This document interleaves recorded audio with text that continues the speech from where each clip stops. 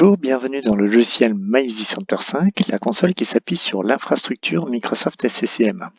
Dans cette vidéo, je vous propose de visualiser le rapport de l'état d'inventaire du parc. Voilà, en gros, l'inventaire matériel du parc. On verra l'inventaire logiciel dans une autre vidéo. Pour cela, donc, nous avons 4 modules, dont le deuxième concerne tout ce qui traite au sujet des rapports d'activité. Donc on va cliquer sur le bouton Activity Report. Et ici, au niveau de l'inventaire, nous avons plusieurs options possibles, notamment tout ce qui concerne l'information des OS déployés au sein de l'entreprise. Donc cliquons sur Windows OS Information. On prend une collection, typiquement les clients actifs. Je recherche sur cette collection quels sont les OS qui ont été déployés. Donc on voit qu'il y a essentiellement une version Windows 10 Entreprise. Il y a aussi du Windows 10 Professionnel et du Windows 7 Professionnel. Les versions d'OS déployées sont essentiellement du Windows 10 en version 17.03.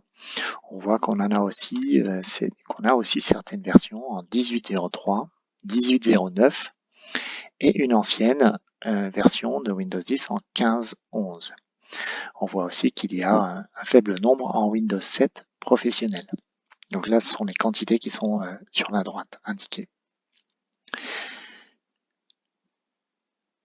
Voilà, donc vous avez une vue répartie ici de l'ensemble des builds disponibles. Si l'on clique sur un camembert, on va pouvoir aller plus dans le détail de ces déploiements et jusqu'à aller au poste de travail concerné. Donc dans les postes, on a l'ensemble des colonnes qui concernent le poste.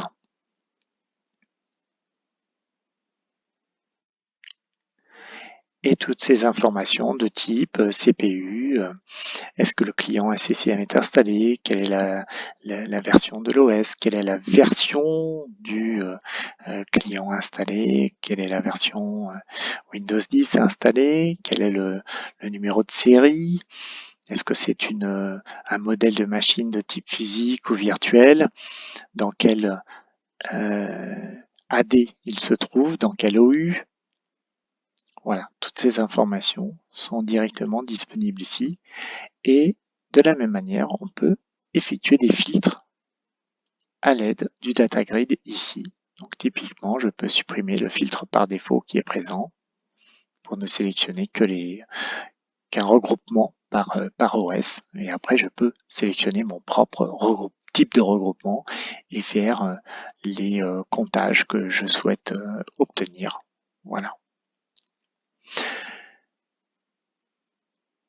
J'en ai terminé pour cette vidéo qui concerne les OS Windows 10. Je vous remercie et je vous souhaite à bientôt pour une prochaine vidéo. Merci.